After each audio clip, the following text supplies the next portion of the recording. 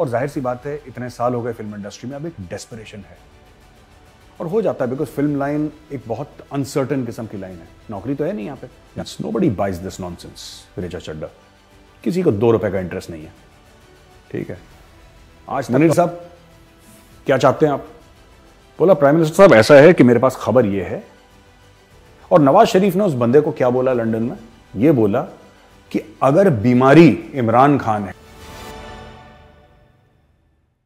जय हिंद दोस्तों, मैं हूं मेजर गौरवारी और आप देख रहे हैं द चाणक्य डायलॉग्स। इस वीडियो को लाइक करिए, हमारे चैनल को सब्सक्राइब करिए, बेल आइकन दबाना बिल्कुल मत भूलिएगा। तो दोस्तों, पिछले 24 घंटे में बहुत कुछ हो गया, बहुत कुछ हो गया।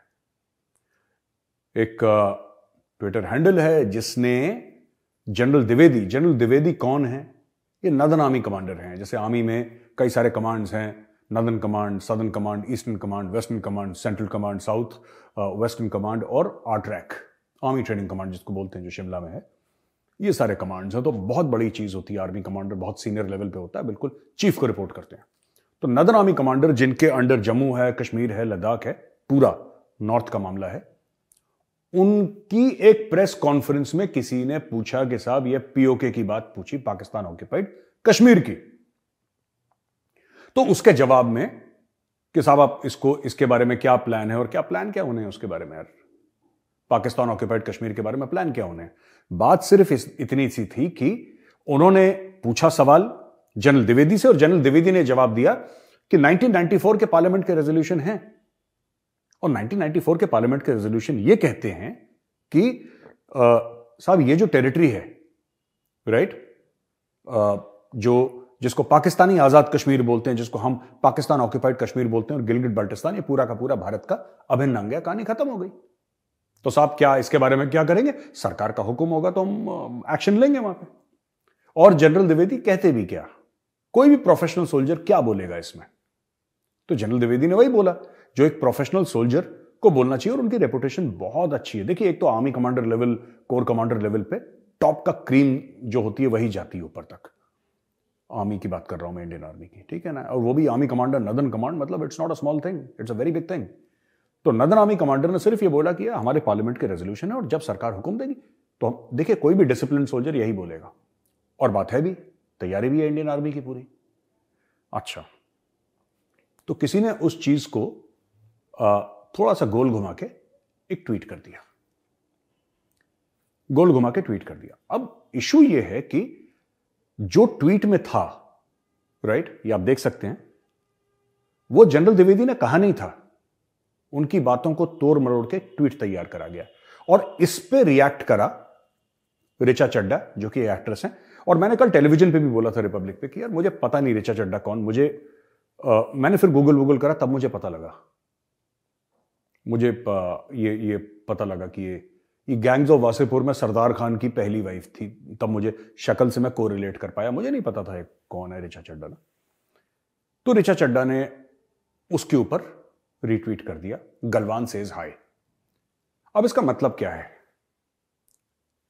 अब लोग इसको कुछ लोग टेलीविजन डिबेट में इसको बीजेपी से, वो जो टीवी पर भी आते हैं ना, जो स्पोक्स पर्सन पॉलिटिकल पार्टीज के, तो उनका एक माइंडसेट होता है, वो हर चीज को पॉलिटिक्स से जोड़ते हैं, क्योंकि उनको और कुछ आता नहीं है, और उनकी गलती भी नहीं है, उनकी गलती भी नहीं है। गलवान की बात कर लीजिए, वो भी कांग्रेस बीजेपी का मामला हो जाएगा, ठीक है। अगर आप मंगोलिया की बात कर लीजिए, वो भी कांग्रेस बीजेपी का मामला हो जाएगा, क्योंकि उनकी समझ बहुत छोटी होती है इस मामले में ना। और हर चीज को देखिए, बात यह होती है कि जब भी कोई इंसान प्रॉब्लम में फंसता है, तो जो फेमिलियर एरिया है, जो चीज है जिसके बारे में उसको थोड़ा बहुत ज्ञान है, वहां पे कॉन्वर्सेशन खींच के ले जाने की कोशिश करता है। वरना अगर आप प्योर मिलिट्री कॉन्वर्सेशन करेंगे गलवान के ऊपर, तो इनको क्या समझ में आने वाला है? जो टीवी पर आते हैं, इनको तो पता नहीं है, ना कभी गए वहां पे, ना इसके बारे में स्टडी करी, ना कोई एक्सपोजर है। तो हर चीज को फिर वो एक पॉलिटिकल एंगल से देखते हैं।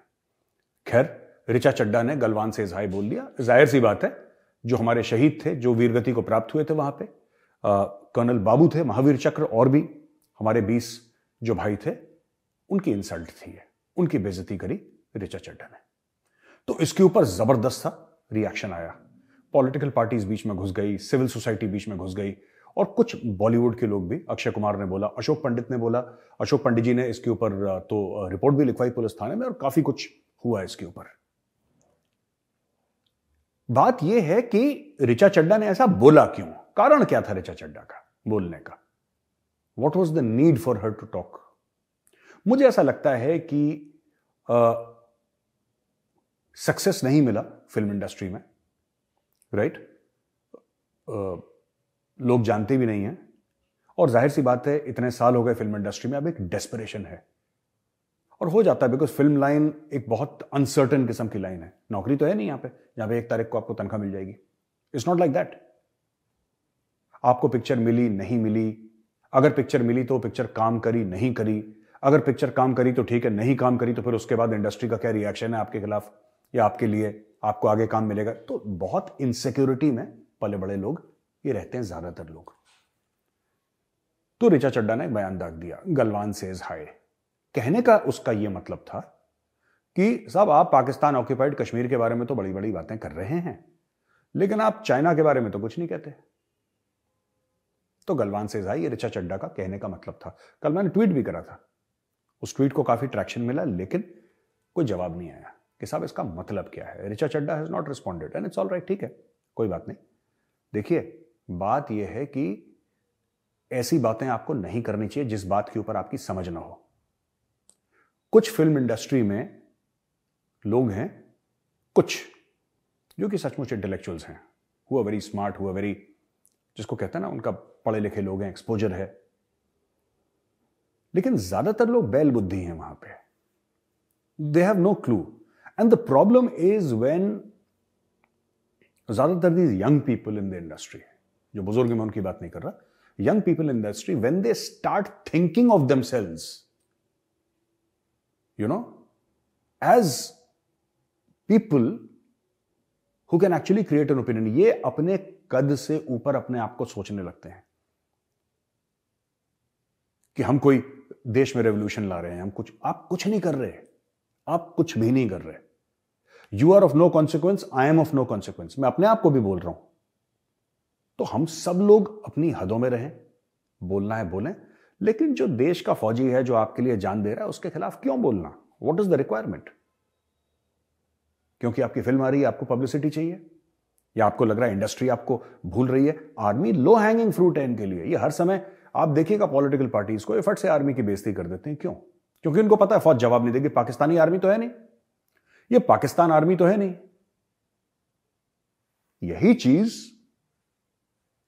अगर इनमें से कोई भी, ऋचा चड्ढा वगैरह कोई भी, अगर ये पाकिस्तान में चीज बोलता है, इनकी सॉफ्टवेयर अपडेट हो चुकी होती है, अभी तक हो चुकी होती। आईएसआई की ब्लैक वीगो आती, गाड़ी उठा के लोग ले जाते और बात कर लेते, मैडम क्या बात है, जरा हमें समझाइए, बहुत क्रांति आ रही है दिल में आपके, हमें भी समझाइए जरा।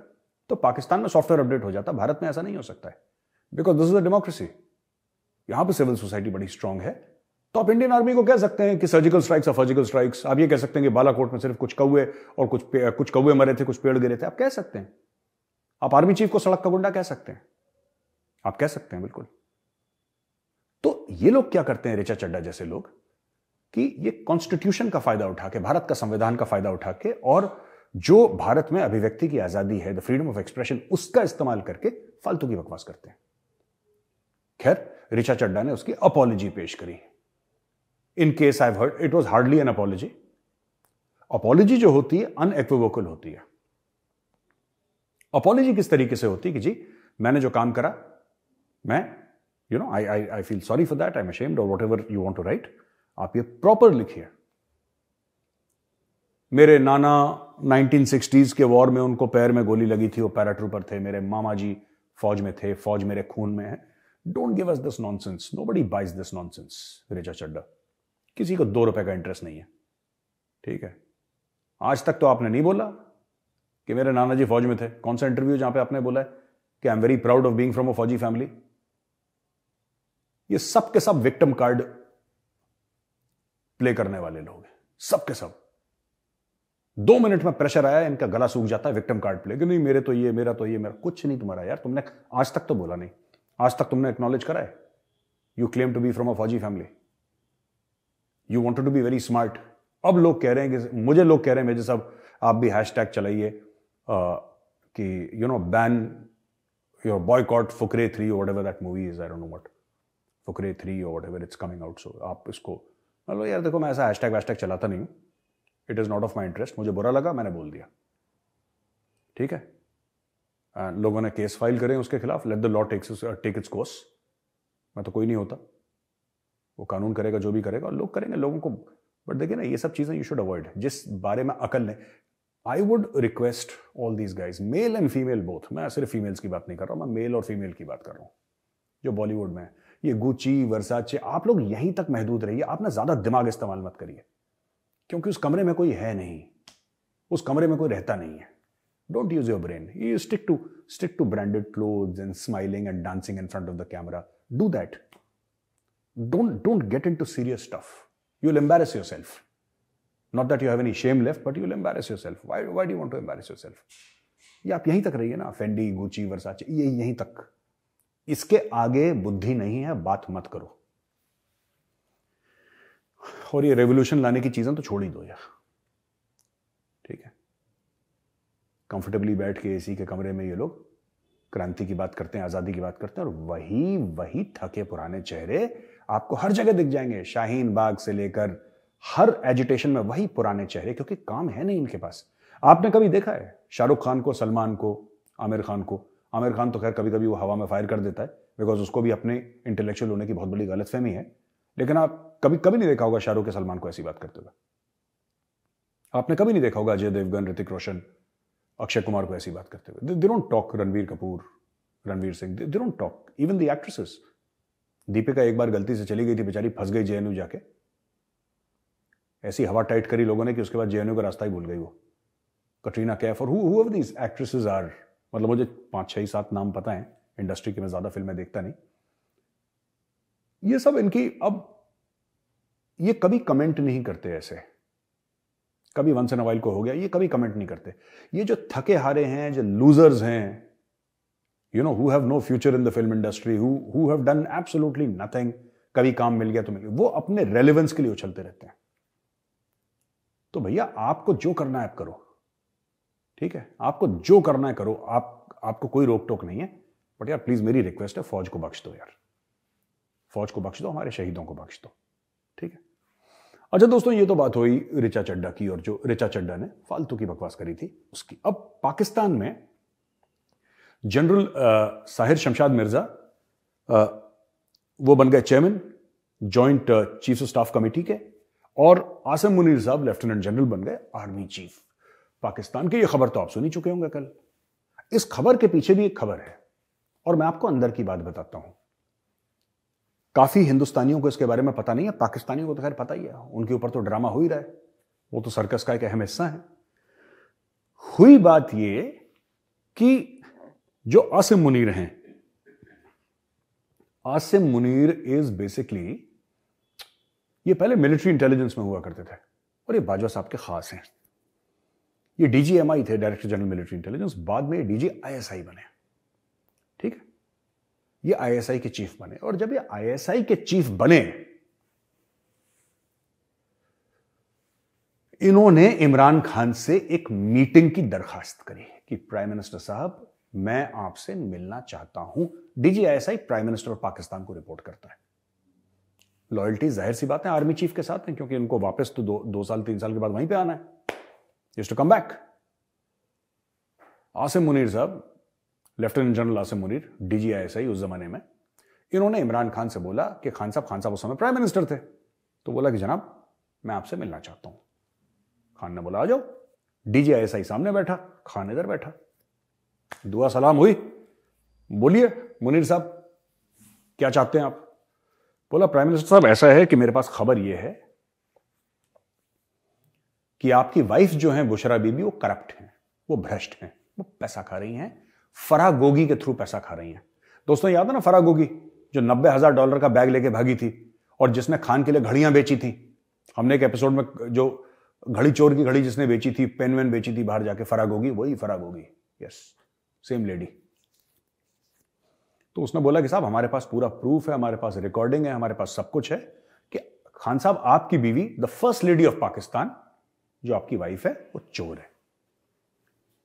उसने अरबों रुपए का गबन करा है और आपकी रेपुटेशन खराब हो जाएगी, आपको प्रॉब्लम हो जाएगी, इसलिए ये मेरे पास प्रूफ है और ये सब है, दुनिया भर की चीजें उन्होंने दिखाई खान को। खान का गला सूख गया। अच्छा, उस जमाने में खान तो लाडला हुआ करता था एस्टेब्लिशमेंट का, पाकिस्तानी फौज का लाडला था, क्योंकि पाकिस्तानी फौज ने ही इसको जन्म दिया था। इसकी पैदाइश पाकिस्तानी फौज से है, इमरान खान की। तो इमरान खान का लाडला था, इमरान खान को पकड़ के ले आया और बोला कि हम तुम प्रधानमंत्री बना देंगे। इसको प्रधानमंत्री बना दिया। अब सबके सामने आपने इमरान खान का इस्तेमाल करा नवाज शरीफ को ठिकाने लगाने, उसको निकाल दिया आपने।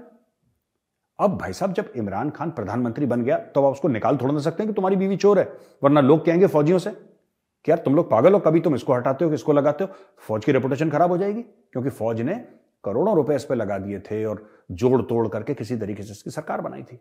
इमरान खान को आ गया गुस्सा, क्योंकि आसिम मुनीर ने उसकी बीवी को उसके मुंह पर चोर कह दिया, बोला कि तेरी बीवी चोर है और ये प्रूफ है, ये पैसा खाती है और अपने दोस्त के थ्रू पैसा खाती है।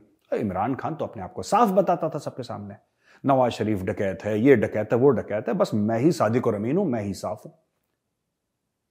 पर आईएसआई को यह पता लग गया कि असल में इमरान खान भी बहुत बड़ा चोर है, लेकिन वो डायरेक्टली नहीं खाता, अपनी बीवी से खाता है। उसकी बीवी लोगों से पैसे पकड़ती है ट्रांसफर पोस्टिंग में और 10 और चीजों में पैसे पकड़ती है। वो आसिम मुनीर को इमरान खान ने जनरल बाजवा के ऊपर प्रेशर डाला और उसको निकाल दिया। आई थिंक 8-9 महीने ही रहे थे वो, मेरे से, I could be wrong, but Asim Munir साहब सिर्फ 8-9 महीने डीजीआईएसआई रहे, साल से कम रहे, इतना मुझे पता है। और उनको निकाल के फेंक दिया बाहर और बोला कि नहीं, ये आदमी गलत है, इसको निकालो, इसको। खान पीछे पड़ गया, बच्चों जैसी जिद तो करता ही, वो सड़क पे लेट गया वो। अब फौज क्या करती, फौज ने चेंज कर दिया और बन के आ गया उसके बाद फैज हमीद, जो इमरान खान का खासुल खास था। और इमरान खान की बीवी ने उसके बाद खूब चोरियां करी, जबरदस्त चोरियां करी। उसके बाद ये घड़ी वड़ी बेची, पता नहीं अभी तो और निकलेगा क्या क्या नहीं बेचा होगा इमरान खान ने। ठीक है, इशू ये हो गया कि उसको कोने कर दिया इमरान खान ने। अब इमरान खान की चली गई कुर्सी, अप्रैल में इमरान खान की कुर्सी चली गई और शहबाज शरीफ बन गया प्राइम मिनिस्टर। सोचिएगा, कड़ी देखिए आप, इमरान खान की कुर्सी गई, शहबाज शरीफ बन गया प्राइम मिनिस्टर। और आर्मी चीफ के बारे में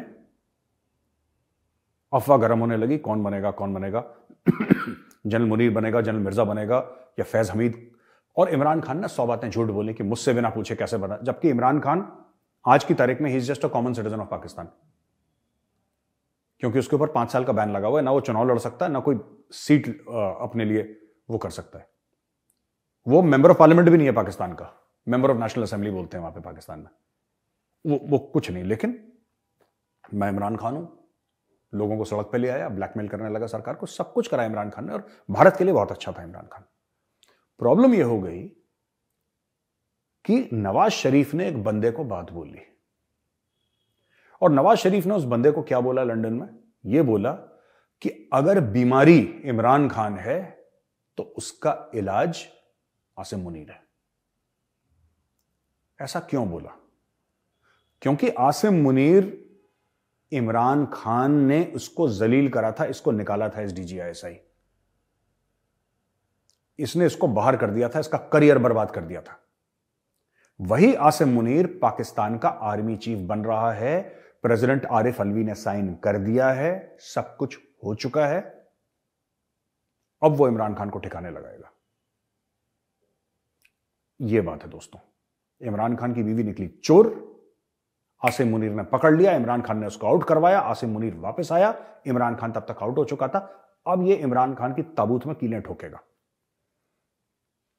और यही नवाज शरीफ की स्ट्रैटेजी थी कि अगर बीमारी इमरान खान है तो उसका इलाज आसिम मुनीर है, और आसिम मुनीर आ जाएगा 29 तारीख से इमरान खान का इलाज करेगा। अच्छा दोस्तों, और भी चीजें हैं 2-3 मैं आपको बताना चाहता हूं। पाकिस्तानियों का, कई पाकिस्तानी थे जो इमरान खान जिंदाबाद, इमरान खान हमारी जान, इमरान खान फलाना, इमरान खान ढिमका, खूब। जब से आसिम मुनीर का डिक्लेरेशन हुआ है कि वो आर्मी चीफ बनेगा और प्रेसिडेंट आरिफ अलवी ने उन ऑर्डर्स पे साइन कर दिया है, ये लोग पलट गए भाई। ये जो ट्विटर पे, मैं उनका नाम नहीं लूंगा, ये जो ट्विटर पे जाके गालियां देते थे ये जो ट्विटर पे जाके रोज फौज को गालियां देते थे, आज की तारीख में ये तलवे चाट रहे हैं आसिम मुनीर के, क्योंकि इनका नया बाप आ गया है यार। इनका नया बाप आ गया है। तो बड़े बड़े लोग जो लंदन में बैठे हैं, उनका नाम नहीं लूंगा, अगर वो सुन रहे हैं और देख रहे हैं, उनको पता है मैं किसके बारे में बात कर रहा हूं। बड़े बड़े मोटी मोटी गर्दनों वाले, मूंछों वाले, जो 4 दिन का शेव नहीं बनाते, है ना, ऐसी दाढ़ी होगी रहती है, वो समझ गया मैं किसकी बात कर रहा हूं। ये लोग, oh Asim Munir is such a professional, Asim Munir is this, Asim Munir is that. यही लोग कह रहे थे फैज हमीद को बनना चाहिए आर्मी चीफ। अब इनका नया बाप आ गया तो इनका गला सूख गया। अब बेटा तुम्हारा बाप ना तुम्हारी क्लास लेगा, सवेरे पीटी करवाएगा तुमसे, रुक जाओ 5 बजे उठ के। अभी होने वाला है देखना पाकिस्तान में, क्योंकि Pakistanis within the system they are very vindictive, they are extremely vindictive people. अपने छोटे छोटे बदले निकालना, 3-5 करना, ये this is our national characteristic. ये होने वाला है पाकिस्तान में, आप देख लीजिएगा, ठीक है। तो दोस्तों ये तो हुई पाकिस्तान की बात। मेरी एक और खबर मैं आपके सामने लेकर आता हूं और आप जरूर ये सुनिएगा, आपको बड़ी इंटरेस्टिंग लगेगी। तो दोस्तों ये जो जनरल द्विवेदी है, नदर आर्मी कमांडर, उन्होंने जो रिमार्क्स करे थे, आईएसपीआर बड़ा दुखी हो गया और आईएसपीआर ने ट्वीट पे ट्वीट ये पूरा पाकिस्तानी फौज तो ट्विटर पे ही चल रही है, ठीक है। तो ये हम दिखा देंगे, ये कर देंगे, वो कर देंगे, ईंट का जवाब पत्थर से देंगे, पत्थर का जवाब ईंटे से देंगे, ईंटे का जवाब पहाड़ से देंगे, पहाड़ का हम आसमान से देंगे। ये सब बकवासबाजी आईएसपीआर ने शुरू कर दी, ठीक है। इंडिया से कोई रिस्पॉन्स नहीं है। देखिए भारत को जब कुछ करना होगा भारत कर देगा, पर आईएसपीआर कल बड़ा दुखी हो गया और मैं आपको एग्जैक्टली बताता हूं आईएसपीआर ने बोला क्या। ये बड़ी जरूरी है ये बातें और बड़ी मजेदार भी हैं दोस्तों, आप ये देखिएगा। ये दोस्तों ये डीजी आईएसपीआर का स्टेटमेंट है। Taking control of parts of Azad Kashmir is an apt manifestation of Indian Army's delusional mindset. Parts of Azad Kashmir नहीं बोला, पूरा पीओके और पूरा गिलगिट बाल्टिस्तान बोला था नदर आर्मी कमांडर ने। एक तो तुम लोगों को ये नहीं पता कि हम लोग क्या लेने वाले हैं तुमसे, फिर कहोगे बाद में साजिश कर दी। कोई साजिश नहीं है यार, मुंह पे बोल रहा है आर्मी कमांडर, हो भी जाएगा ये।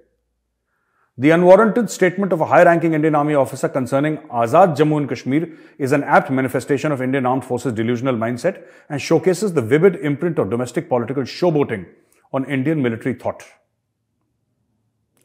Acha, this is the sum total of all the English that the Islamic Republic of Pakistan knows. Now, इससे ज्यादा अंग्रेजी वहां पे नहीं, इन्होंने सारी इकट्ठा करी, सब बोला आसिम भाई आप भी आ जाओ, शहबाज भाई आप भी आ जाओ, सबसे इकट्ठा करके जो 4-5 शब्द थे उनको जोर मड़ोड़ के ट्वीट बना दिया। इसके ज्यादा इनके बस का नहीं है। डिल्यूजनल में, इसमें डिल्यूजनल क्या, हमारे पार्लियामेंट के रेजोल्यूशन है यार, इसमें आर्मी कहां से डिल्यूजनल हो गई। हमारी पार्लियामेंट ने बोला है आपको वापस लेना है, जब वक्त होगा हम वापस ले लेंगे, इसमें क्या दिक्कत है। What is the problem, what is the problem. तो बड़ा चिढ़ गए। लेकिन दोस्तों जब हमने 370-35 से भी हटाया था तब भी इनका सारा अटैक ट्विटर पे ही था। अब पाकिस्तानी फौज, आपने देखा ना बाजवा कितना बड़ा चोर निकला। हम तो कह रहे थे, मैंने खुद बोला था Bajwa is statesman like in his conduct और ये वो दुनिया भर की चीजें, मैंने कितनी तारीफ करी बाजवा की, लेकिन एंड में क्या निकला, चोर। फिर तो ये लोग क्यों लड़ेंगे भारत से यार, ये क्यों लड़ेंगे भारत से, ये भारत से क्यों लड़ेंगे, इनके धंधे रुक जाएंगे भारत से लड़ेंगे तो। ये लड़ना वड़ना नहीं चाहते, इसलिए तो हाफिज सईद पाल रखा है इसने, मौलाना मसूद अजहर क्यों पाल रखा है, इसलिए पाल रखा है कि जी भारत से ना लड़ना पड़े और हम लोग अपने धंधे करें। ये प्लॉट घेरते हैं। ये देखिए जनरल बाजवा की प्रॉपर्टी की लिस्ट, ये देखिए। और भाई अगर भारत से कोई लड़ेगा तो इतनी प्रॉपर्टियां कैसे बनाएगा। और आखिरी में शहबाज शरीफ जा रहे हैं टर्की, पहुंच भी गए होंगे इस बार बड़ा वाला कटोरा लेके। अब किसी ने अंदर पाकिस्तान में बात करी होगी कि भाईजान 3-4 महीने हो गए आप तो गए नहीं टर्की, अब टर्की को दोबारा जाना है, भीख मांगनी है टर्की से, और टर्की के पास भी नहीं है पैसा। लेकिन ये फिर गए वहां पे कि हम लोग दोनों मुसलमान मुल्क हैं और मुसलमान होने के नाते आपको हमारी मदद करनी चाहिए, यही कहने के लिए वहां पे गया। और नेवी के लिए कुछ बोर्ड शोर्ट्स बनाई हैं उन्होंने, जो टर्की ने बनाई हैं उसको लेने के लिए, बट असल में गया भीख मांगने के लिए, क्योंकि नेवी की बोट के लिए भी इनके पास पैसा तो है नहीं। ऐसा तो नहीं कि पाकिस्तान उनको पैसा दे रहा है, कुछ हार्ड कैश दे रहा है, हार्ड कैश है नहीं इनके पास। टोटल इनके फॉरेन एक्सचेंज रिजर्व है $7.9 बिलियन। $7.9 बिलियन से ज्यादा इनके पास पैसे नहीं है। So that is the sum total of what these people are doing. Shahbaz Sharif गया टर्की भीख मांगने के लिए, कुछ ना कुछ लेकर आएगा। मैं आपको बता रहा हूं, ये बंदा खाली हाथ नहीं आता, कुछ ना कुछ लेकर आता है। या तो पाकिस्तान के लिए लेकर आएगा या अपने खानदान के लिए लेकर आएगा, कुछ ना कुछ जरूर लेकर आएगा। ये प्रोफेशनल भिखारी है। तो दोस्तों यहां पे वीडियो खत्म होता है। इस वीडियो को लाइक करिए, हमारे चैनल को सब्सक्राइब करिए अगर आपने नहीं करा हो, और बेल आइकन दबाना बिल्कुल मत भूलिएगा। जय हिंद।